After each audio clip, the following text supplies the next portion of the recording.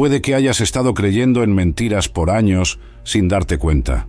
Sí, muchas de las prácticas y creencias que juzgamos como fundamentadas en la Biblia son en realidad invenciones humanas que se han repetido tantas veces que se han convertido en verdades incuestionables. ¿Realmente conoces lo que enseña la Biblia o estás atrapado en tradiciones y mitos que nunca estuvieron ahí? Prepárate para descubrir lo que hay detrás de 17 mitos impactantes que probablemente creas que son bíblicos, pero que no tienen base alguna en las Escrituras. Primer mito: la doctrina del purgatorio. Cuando se habla de purgatorio, muchas personas aceptan esta creencia como si fuera parte esencial de la fe cristiana, imaginando una etapa intermedia entre la muerte y la entrada definitiva a la eternidad. Sin embargo, si examinamos cuidadosamente la Biblia, no encontraremos ninguna mención explícita, o siquiera indicativa, de un lugar o estado post-mortem para la expiación de pecados remanentes. El Nuevo Testamento describe que, después de la muerte, el ser humano enfrenta el juicio divino. La carta a los Hebreos es categórica al decir que a los hombres se les ha ordenado morir una sola vez, y después de eso, viene el juicio. Si hubiera, de hecho, una zona de espera para la purificación, el sacrificio de Cristo en la cruz se relativizaría, ya que no sería suficiente para perdonar completamente los pecados de quienes creen en Él. Algunos intentos de justificar la idea del purgatorio surgen de lecturas o libros no canónicos que discurren sobre oraciones por los muertos. Sin embargo, dentro del canon bíblico no vemos respaldo para un tiempo de sufrimiento adicional que complemente la obra de la cruz. En cierta tradición se cita el descenso de Jesús a las partes inferiores de la tierra, descrita por Pedro, como prueba de un supuesto purgatorio, pero el contexto apunta al triunfo de Cristo sobre la muerte, proclamando la victoria divina y no a la existencia de un lugar de purificación. Si la Biblia presentara una segunda oportunidad o un periodo posterior para quitar faltas, todo el mensaje de consumado está perdería fuerza, pues no habría certeza del perdón mediante arrepentimiento y fe. En el diálogo entre Jesús y el ladrón arrepentido, por ejemplo, el Señor garantiza: «Hoy estarás conmigo en el paraíso». No hay mención de purificación intermedia. La veracidad bíblica, por lo tanto, sostiene que la redención es un acto consumado en Cristo. Cualquier tradición que añada escalones o rituales después de la muerte no encuentra sustentación en el texto sagrado. Segundo mito: la figura de María Magdalena como esposa de Jesús. María Magdalena era una mujer de Magdala, un pueblo a orillas del mar de Galilea. Su vida antes de conocer a Jesús es un misterio, pero los evangelios nos cuentan que ella fue profundamente transformada por él. Llevaba consigo una carga sombría, pues sufría la opresión de 7 espíritus malignos. Entonces, un día, cruzó el camino de Jesús, y su compasión y poder cambiaron su vida para siempre. Él la liberó, devolviéndole la paz y un propósito. Una teoría que ganó fuerza en determinados círculos culturales y literarios es que María Magdalena habría sido esposa o compañera íntima de Jesús. Esta suposición se afianzó mediante obras ficticias e hipótesis que buscan llenar vacíos en los evangelios. Sin embargo, no existe ningún pasaje en la Biblia que sugiera algo más allá de una relación de discípula y maestro. Cuando observamos los pasajes referentes a María Magdalena, notamos que fue liberada de espíritus malignos, se convirtió en seguidora de Cristo y estuvo presente en momentos cruciales, como la crucifixión y la mañana en que el sepulcro fue encontrado vacío. Sin embargo, la narrativa bíblica no deja espacio para un involucramiento matrimonial. Esta idea suele surgir de interpretaciones cuestionables de textos apócrifos o de lecturas simbólicas, que intentan insinuar referencias a una relación diferente de la que los evangelios presentan. La Biblia describe a María Magdalena como una mujer transformada por el encuentro con el Salvador, fiel al mensaje del reino y dispuesta a testificar incluso en circunstancias difíciles. En el Evangelio de Juan, ella va al sepulcro por la mañana y es la primera en ver a Jesús resucitado, convirtiéndose en mensajera para los demás discípulos. Si hubiera un lazo conyugal, el texto sagrado seguramente indicaría tal hecho, pues el Nuevo Testamento no oculta matrimonios ni lazos familiares relevantes para la teología cristiana. Ejemplos como el de Pedro, que era casado, aparecen con claridad. María Magdalena, sin embargo, surge como discípula, no como esposa. Así, la suposición de que hubiera una relación marital entre Jesús y María Magdalena es fruto de ficciones y teorías conspirativas, sin base en la revelación divina. Los evangelios canónicos silencian sobre cualquier matrimonio de Jesús, indicando que su misión, desde el nacimiento hasta la crucifixión y resurrección, era mucho más abarcadora, ligada a la redención de la humanidad. Tercer mito: la tradición de que Paulo cayó de un caballo en el camino de Damasco. La conversión de Saulo de Tarso, posteriormente conocido como Pablo, es uno de los eventos más destacados del Nuevo Testamento. En el imaginario popular hay una escena famosa de Pablo cayendo de un caballo al escuchar la voz de Cristo. Pinturas renacentistas y sermones repiten este detalle, pero, leyendo atentamente los Hechos de los Apóstoles, no encontramos mención de ningún caballo. El texto dice que Saulo viajaba a Damasco para perseguir cristianos cuando, de repente, fue envuelto por una intensa luz que venía del cielo. Cayó al suelo y escuchó la voz de Jesús. En ningún momento hay referencia a un caballo o cualquier otro animal de montura. En esa época, era común viajar a pie, y aunque hubiera un animal, el punto crucial de la narrativa no es la presencia o ausencia de un caballo, sino el encuentro transformador de Saulo con Cristo. La tradición del caballo puede haberse originado por analogía con figuras medievales, o simplemente por el hábito humano de completar historias. El choque luminoso y la caída al suelo sirvieron para demostrar la intervención divina, quebrantando el corazón de quien antes perseguía a la Iglesia. Si el pasaje bíblico quisiera destacar un caballo, lo haría, pero, en realidad, enfatiza el cambio radical de Saulo, quien, más tarde, se convirtió en uno de los principales apóstoles para proclamar el Evangelio.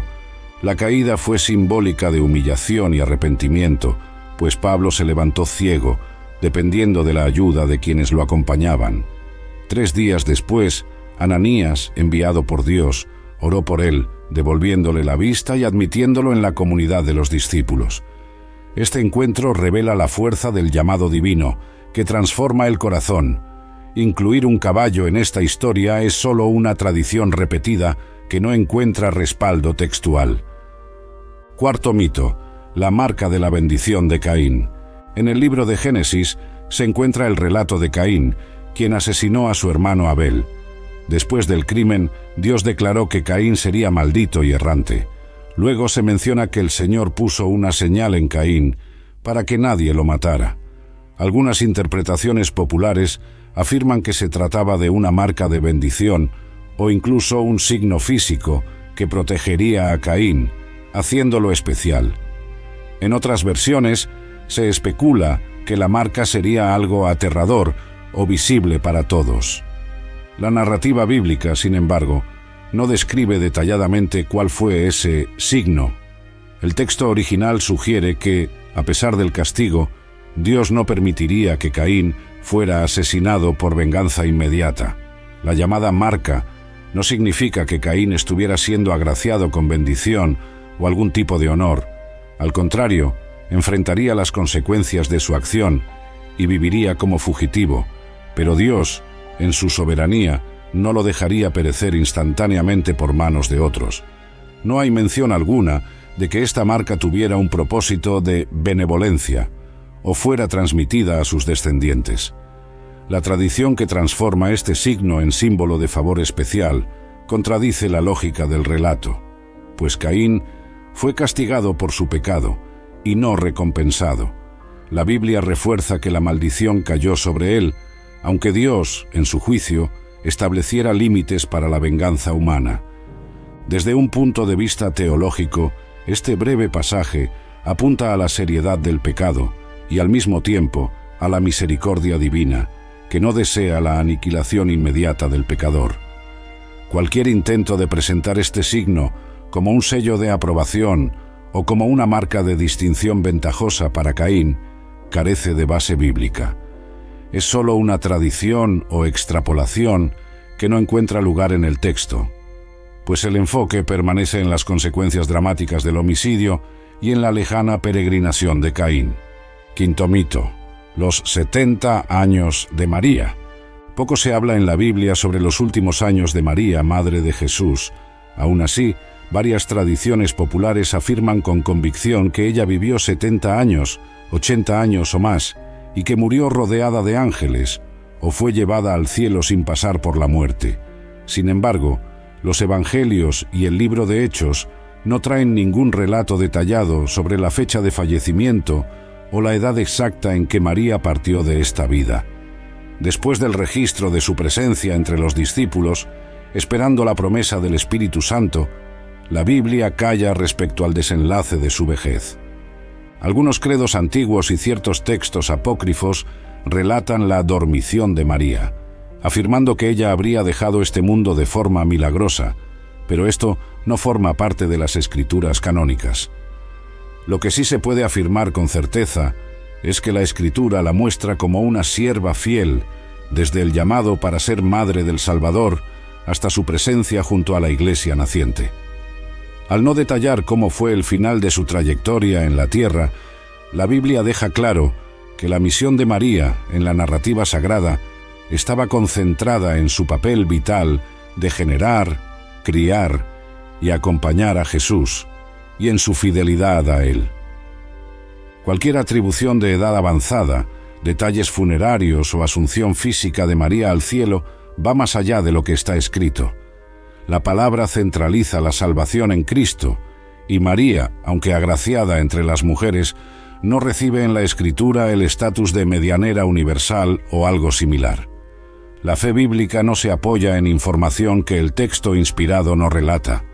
Así, la tradición de los 70 años o de cualquier otra edad específica es fruto de transmisión oral y devociones históricas, sin respaldo exacto en la revelación bíblica. Sexto mito: la festa de Halloween y el Día de las Brujas bíblico.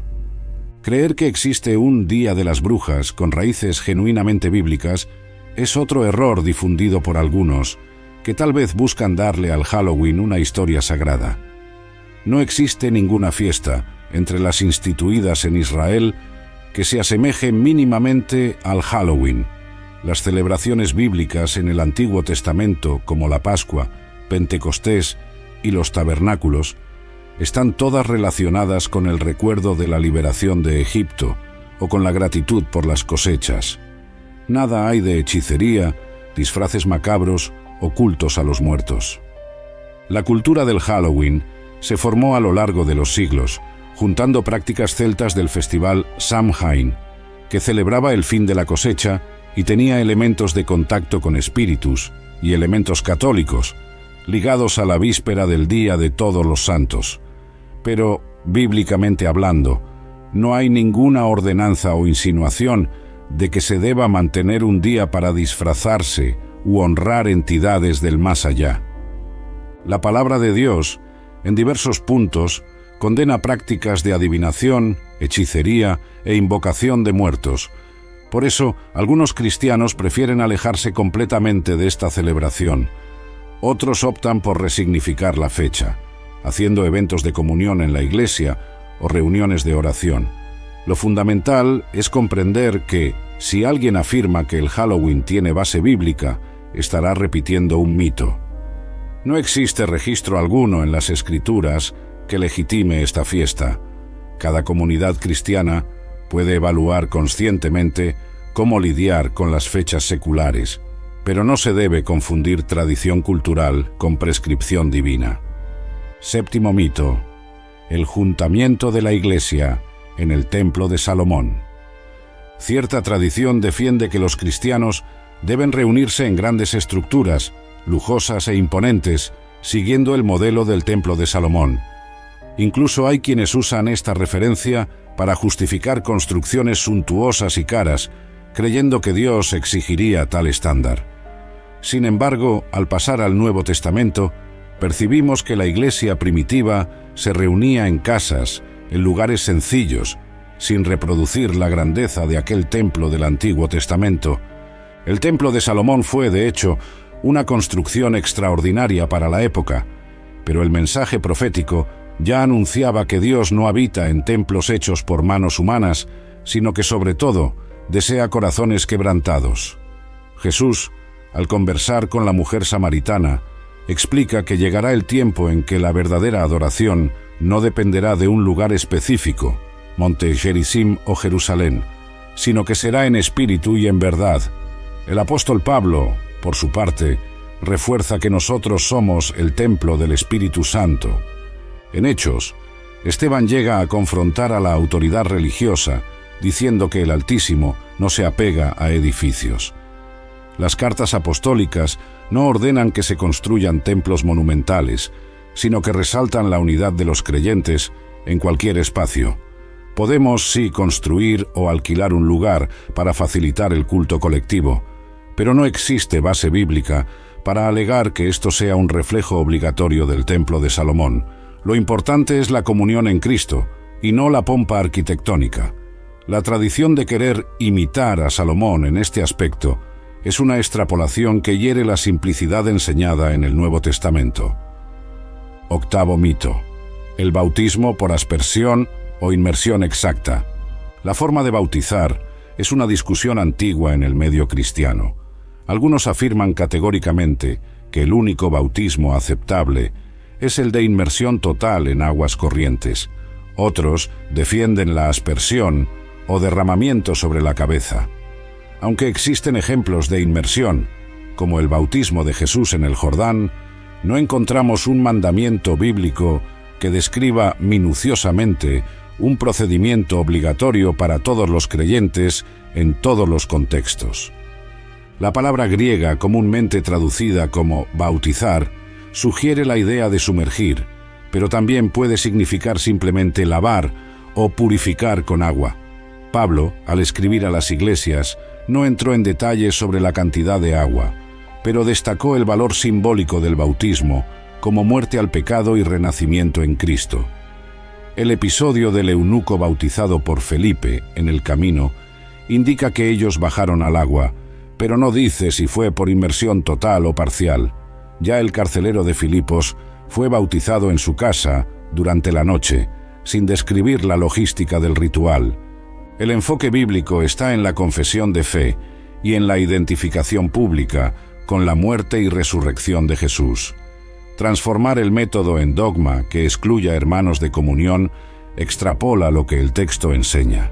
Es evidente que la inmersión retrata de forma clara el símbolo de ser sepultado y resucitado con Cristo, pero la Biblia no prohíbe otras formas, especialmente en casos de enfermedad o de limitación física. En resumen, la Escritura no determina un modo único. Elevar cualquier variación a criterio absoluto de salvación es crear una barrera adicional que la Biblia no impone. Noveno mito: la idea de que ayúdate a ti mismo y el cielo te ayudará es un versículo. Muchas personas repiten la frase ayúdate a ti mismo y el cielo te ayudará como si fuera un versículo bíblico, pero no hay en ninguna parte de la palabra esa declaración literal. Lo que encontramos son principios de diligencia, trabajo y responsabilidad personal, combinados con la fe en Dios. El libro de Proverbios enaltece la sabiduría de quien se esfuerza y no se entrega a la pereza, mientras que las cartas del Nuevo Testamento hablan de obediencia, servicio mutuo y dependencia del Señor. La confusión surge porque, de hecho, la Biblia no incentiva una fe pasiva sin acción. Santiago afirma que la fe sin obras es muerta, y hay innumerables ejemplos de personas que actuaron mientras confiaban. Aún así, no existe ningún texto bíblico que diga la frase «ayúdate a ti mismo, y el cielo te ayudará». Se trata de un dicho popular que se asemeja a la enseñanza de que debemos hacer nuestra parte. Sin embargo, atribuir este adagio al texto inspirado es un error. Además, existe el peligro de caer en un activismo sin dependencia divina si se interpreta la frase de forma aislada. La verdadera perspectiva bíblica es que actuamos, pero bajo la dirección de Dios y confiando en su gracia. Hacemos lo que nos corresponde, pero es el Señor quien concede el éxito de acuerdo con su voluntad. Mezclar un proverbio folclórico con la Escritura puede llevar a creer que Dios solo actúa después de que agotamos todas nuestras fuerzas, lo cual no coincide con historias bíblicas donde Él interviene en medio de la incapacidad humana. 10º mito: las tablas originales de Moisés guardadas en la tierra. La idea de que las tablas de los 10 mandamientos, entregadas a Moisés, estén escondidas hasta hoy en algún lugar secreto, listas para ser descubiertas al fin de los tiempos, despierta curiosidad en muchas personas. Sin embargo, la Biblia relata que Moisés rompió las primeras tablas al ver al pueblo adorando al becerro de oro. Luego, Dios ordenó la confección de nuevas, que fueron colocadas en el Arca de la Alianza. Después de sucesivas invasiones y la destrucción del templo, el propio Arca de la Alianza desapareció de los registros bíblicos e históricos, sin ningún relato concluyente sobre su paradero. Algunas leyendas defienden que estaría guardada en cavernas secretas o transportada a otros países, pero nada de esto forma parte de la narrativa inspirada. Las Escrituras no apuntan a la necesidad de encontrarla en el futuro como requisito de alguna profecía. En Jeremías y en Hebreos vemos el anuncio de una nueva alianza, escrita en los corazones de los fieles, indicando que la ley no quedaría limitada a piedras o a un objeto sagrado. El enfoque migró hacia Cristo, quien cumplió la ley perfectamente y estableció una relación directa del creyente con Dios. El redescubrimiento de las tablas o del arca no se menciona como un factor crucial para el plan divino. Por lo tanto, la idea de que hayan sido preservadas físicamente, esperando una revelación mundial, permanece como una teoría sin sustentación bíblica. 11º mito: la cuarta cruz en el Calvario. Existen leyendas que apuntan a la presencia de una cuarta cruz en el Calvario, alegando que un criminal habría huido o recibido perdón en la última hora. Según estos rumores, esto explicaría una laguna en los evangelios respecto a otro malhechor. Sin embargo, la narrativa bíblica, repetida en todos los evangelios canónicos, habla de 2 cruces al lado de Jesús. Él fue crucificado entre 2 transgresores, cumpliendo profecías que decían que el Mesías sería contado con los pecadores. No existe mención de un cuarto condenado. Los textos inspirados son claros al destacar la postura de los 2 malhechores. Uno zombaba de Jesús, mientras que el otro reconoció la realeza de Cristo y recibió la promesa de estar con Él en el paraíso. Este evento subraya la misericordia divina, extendida incluso al pecador que, en el último momento, se arrepiente. Añadir una cuarta cruz es agregar una capa no documentada, sin fundamento en el relato original. Estos rumores de una cuarta cruz surgieron de escritos apócrifos o de tradiciones orales, pero no encontraron acogida en el canon. Los apóstoles, que narraron la crucifixión, no mencionan nada más allá de las 3 cruces principales. El centro del mensaje allí es la entrega de Jesús por el pecado de la humanidad, siendo rodeado por 2 hombres que simbolizan la aceptación y el rechazo del Salvador. No hay espacio en el texto divinamente inspirado para una historia de fuga o de otro arrepentimiento fuera de lo que ya fue descrito. 12º mito: el demonio llamado Lucifer. Las personas suelen llamar a Satanás Lucifer, basándose en una expresión latina que aparece en Isaías, donde se lee como caíste del cielo, oh Lucifer, hijo de la mañana. Sin embargo, esta mención en Isaías se refiere, en el contexto inmediato, al rey de Babilonia que, en su soberbia, cayó de su pedestal.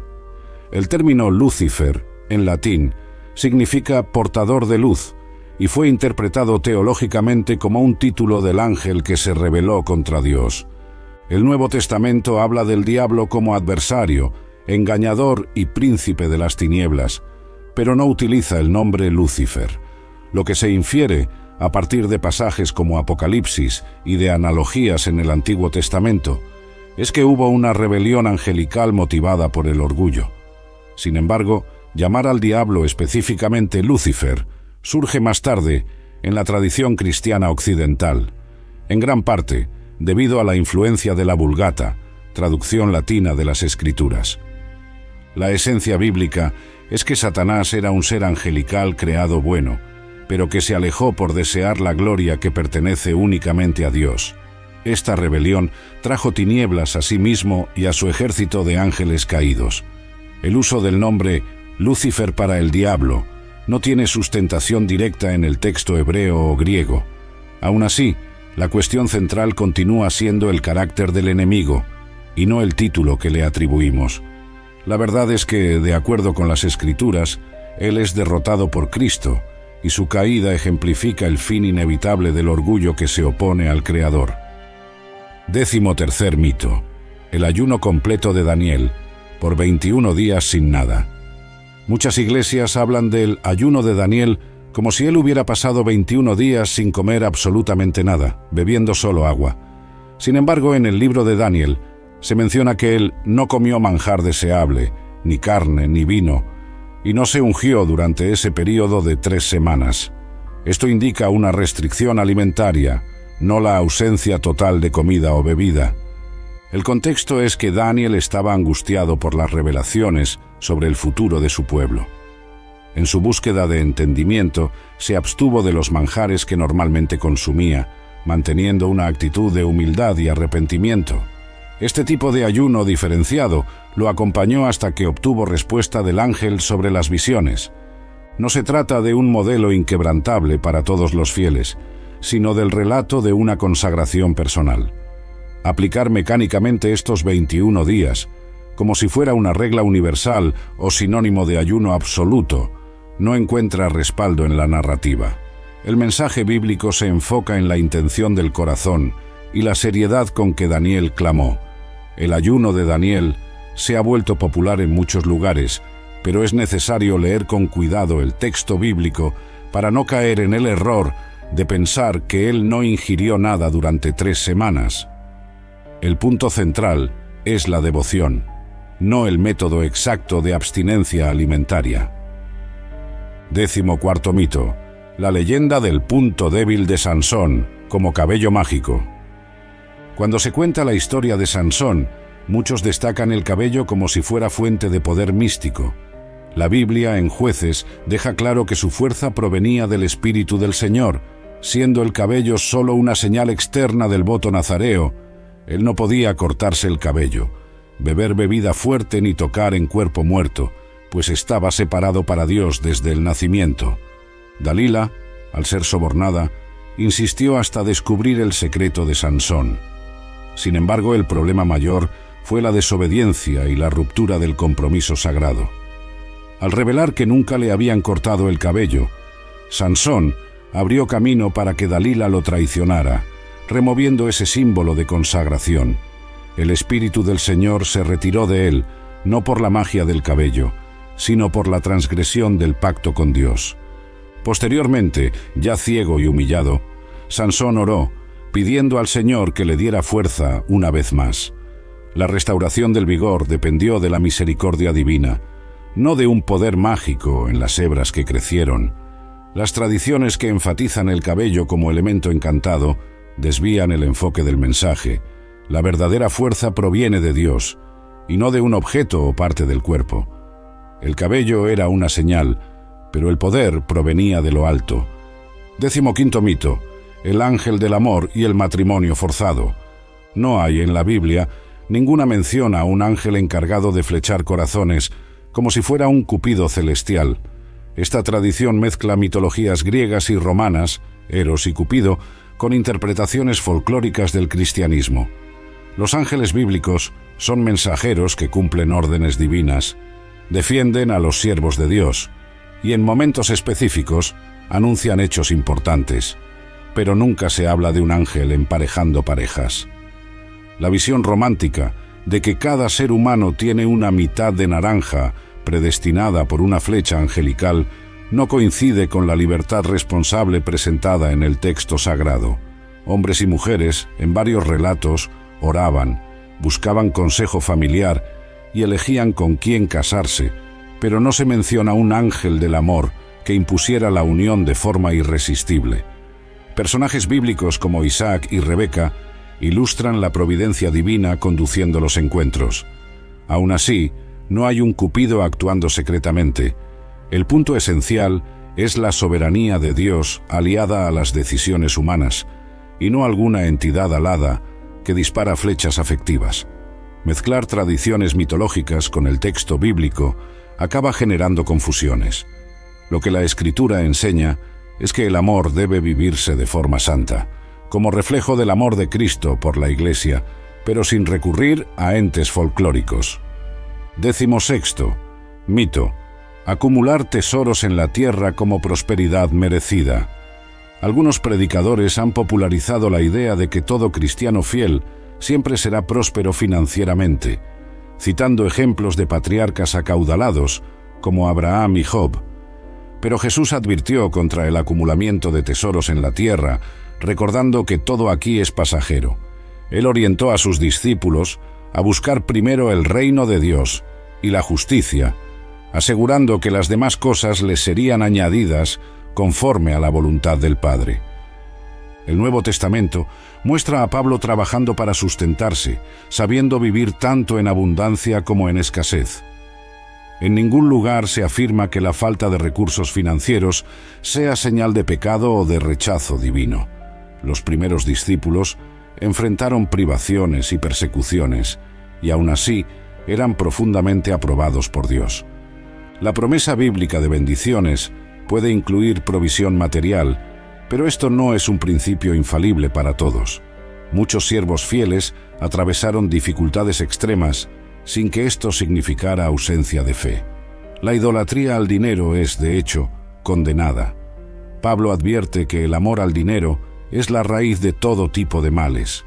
La prosperidad legítima, según las Escrituras, comienza en el espíritu regenerado y se manifiesta en generosidad, vida recta y contentamiento en el Señor, no en exhibiciones de riqueza o en doctrinas que predican la fortuna como prueba de santidad. 17. Mito: conversión obligatoria de los hijos de padres cristianos. Algunos entienden, de forma equivocada, que los hijos de creyentes estarían automáticamente salvos, sin necesidad de una experiencia personal con Cristo. Esta tradición se apoya en pasajes como el de la santificación del cónyuge descrita por Pablo, pero el resto del texto bíblico deja claro que cada individuo responde ante Dios por sus actos y por su fe personal. Los judíos se enorgullecían de ser descendencia de Abraham, pero tanto Juan el Bautista como Jesús insistieron en que el verdadero hijo de Abraham es aquel que cree y produce frutos de arrepentimiento. En el libro de Hechos hay el episodio del carcelero de Filipos, en el que Pablo dice: «Cree en el Señor Jesús y serás salvo, tú y tu casa». Sin embargo, toda la familia escuchó la palabra, creyó y fue bautizada. Esto no ocurrió por imposición o pura herencia sanguínea, sino por la misma fe anunciada a todos. Tener padres cristianos es un privilegio que expone al niño al Evangelio desde temprano, pero no exime la necesidad de arrepentimiento y confesión de fe. Cada corazón necesita encontrarse con Dios. Muchos ejemplos bíblicos muestran hijos de hombres temerosos que se desviaron, así como personas de familias incrédulas que se convirtieron poderosamente. La gracia no sigue la línea humana, sino que fluye de la soberanía de Dios. Creer que la simple filiación garantiza la salvación automática es un mito que ignora el llamado individual de cada persona. Toda la narrativa del Antiguo Testamento apunta a la venida del Mesías, y el Nuevo Testamento revela que Jesús cumple cada profecía de manera perfecta. Sacrificios, leyes y rituales simbólicos encontraron en él su significado máximo. Cualquier tradición que intente añadir elementos o quitar la centralidad de Cristo deturpa el mensaje bíblico. Las creencias analizadas a lo largo de este texto muestran cómo, en la prisa de explicar o hacer más ilustrativa una pasaje, las personas pueden insertar detalles que la Escritura no registra. Al comprender que la Escritura entera converge en Jesús, percibimos la urgencia de mantener la pureza de la fe. Él es el cumplimiento de las promesas, y en él todo el enredo de la salvación tiene sentido. Las tradiciones aquí listadas no pueden robar el enfoque principal: Cristo crucificado y resucitado, única base para nuestra comunión con Dios. La fe cristiana invita a una relación viva con el Señor y al estudio cuidadoso de las Escrituras. Es fácil, a lo largo de los siglos, acumular costumbres y frases de efecto que no siempre encuentran soporte en la palabra. Por eso, cada generación necesita reexaminar sus prácticas a la luz del texto bíblico, asegurando que no se conviertan en rehenes de mitos o equívocos perpetuados por tradición. Cuando el apóstol Pablo elogió a los bereanos, fue porque ellos examinaban todo en las Escrituras para ver si lo que oían estaba de acuerdo con la verdad.